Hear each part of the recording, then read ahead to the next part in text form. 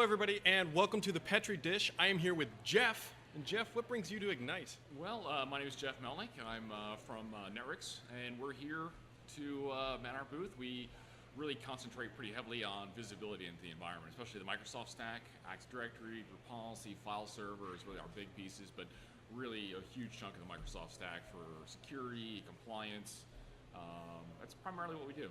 In a nutshell. I was going to say, is that it? That was that was quite a few things. Why don't we go ahead and break this down? So let's start with Ignite here. What are you looking for at Ignite? What brings you to the show? Are you just trying to promote awareness about your product? Are you announcing new features? What's going on? What brings you to Orlando So here? a couple of things, actually. So one, we always like to come to Ignite. We've been coming to Ignite pretty much before it was Ignite. So Netwrix has been around for a little over 10 years, and we've been coming pretty much every year since then. Like you said, one for brand awareness. We've run into more and more people that either use our product or at least have heard of us every year we're here. We'd like to do some of the sessions, like to see what some of the trends are as well. Yeah. So really use it as both a sales and a learning tool. Very, very cool. And so there's just a couple people here, 20,000 or so. And so this is obviously a very busy show for Microsoft and hopefully yourselves as well. And so what do you want people to know about what you guys are doing in this space and why they should be coming over and say, hey, what is Jeff doing? Why should I be checking out what Jeff is all about? Sure. So yeah, trying to get lunch was an experience. I really felt like there were 20,000 people in front of me at lunch. But so one of the things that we really try to do is, again, bring visibility into what's going on. Sure. So obviously with the compliance, data security, Equifax breach, and every day is a new day when it comes to breaches. So really give you the capability to see what's going on. Again, things like users have been added or removed from Active Directory, file server, SQL. One of the neat things is to be able to bring that data together and do a search across all those platforms simultaneously. Sure. So instead of just siloing things out, we have the capability of saying, hey, I want to know what Brad has done in Active Directory and here and there. Pull all that data together. We also do a lot of reports for compliance. There's a lot of compliance out there now. GDPR coming out now for Europe.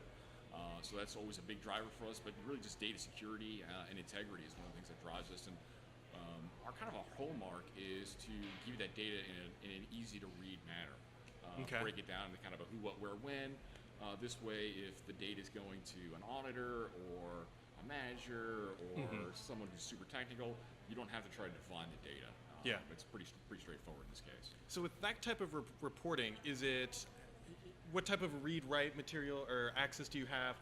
Can you explain how that information gets extracted out so you can create your pretty little reports that go off to the ever-so-fun auditors? Sure. So we pull this data out depending on how the platform is set up. So Active Directory, we look at a lot of information. We try to be as unintrusive as possible. We look at things like log data. But we also do things like comparative snapshots of the directory structure, the update sequence number. We use a lot of APIs with things like Azure AD. And that's one of the other big things that we're doing is, because we have a RESTful API, one of the things we've always struggled with is, hey, we have these 8 core products, but we also have this one other off product that no one else uses. Now you can, do the scripting yourself. We can work with you to be able to pull that data as well and make that searchable in that same who, what, where, when interface. Yeah. So. Very, very, very cool, actually. The reason why I keep saying that is mostly because when you hear of things of like Equifax and all these data breaches, they're happening at very high level, and it's not like 500,000 people are doing it. It was like 130 million Americans were impacted by this stuff.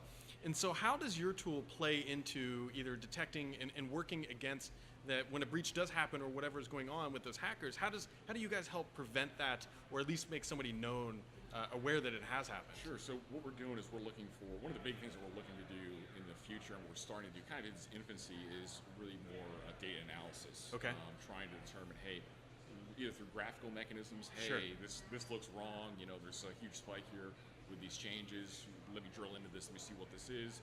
We're looking obviously more long-term for true intelligence to be able to go out and say, hey, this person doesn't normally do this frequently, alert on me, or alert on this. And that's something that we're certainly moving towards as well.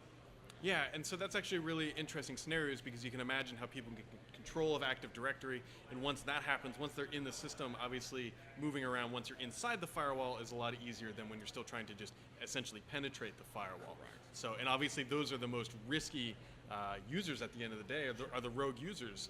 And so I'm curious, this attack occurred at we'll say a lifetime ago. But how does your tool work against ghost users, for that matter? Oh, interesting. Okay, so one of the things, again, we correlate a lot of data together. So we're looking for Sure. things like new users that pop up. So, for Yeah. example, there's a new user, and then suddenly they're disabled. I want to take a look at what activity that was. So again, if you're looking at something like privilege escalation, I can say, hey, I want to see, who's this John Smith person? Sure. Where did they come from?